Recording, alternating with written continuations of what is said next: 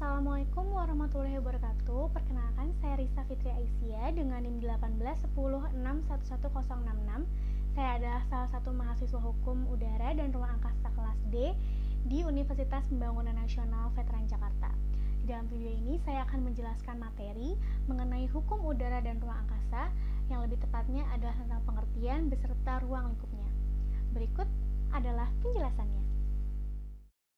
Yang pertama adalah tentang pengertian. Pengertian hukum udara. Pengertian hukum udara adalah serangkaian ketentuan nasional dan internasional mengenai pesawat, navigasi udara, pengangkutan udara komersial, dan semua hubungan hukum, publik ataupun perdata yang timbul dari navigasi udara domestik dan internasional. Sedangkan hukum ruang angkasa adalah hukum yang ditujukan untuk mengatur hubungan antar negara untuk menentukan hak dan kewajiban yang timbul dari segala aktivitas yang tertuju pada ruang angkasa dan berada di ruang angkasa. Selanjutnya adalah ruang lingkup. Ruang lingkup udara dibagi menjadi dua, yakni wilayah udara nasional atau national airspace. Dalam wilayah ini, suatu negara bersifat berdaulat penuh atau negara tersebut berhak menegakkan hukum nasionalnya di wilayah tersebut. Wilayah udara nasional ini adalah bagian udara daratan hingga batas laut teritorial dari suatu negara.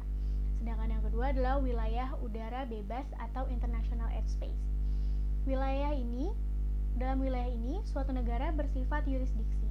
Wilayah ini meliputi bagian udara dari zona tambahan, zona ekonomi eksklusif, dan landas kontinen dari suatu negara. Berikut adalah gambar ilustrasinya.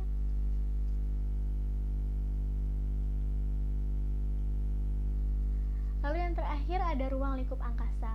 Wilayah ruang angkasa yang bersambungan langsung dengan wilayah udara yang hampa itu letaknya jauh dari planet bumi. Dengan demikian, untuk mencapainya saja diperlukan suatu teknologi khusus yang biasanya hanya negara-negara maju saja yang memilikinya. Karena itu, kegiatan pemanfaatan ruang angkasa dilakukan dan hasilnya dapat dinikmati secara langsung oleh beberapa negara tertentu. Walaupun demikian, suatu negara dapat memanfaatkan ruang angkasa untuk kepentingan nasional negara tersebut.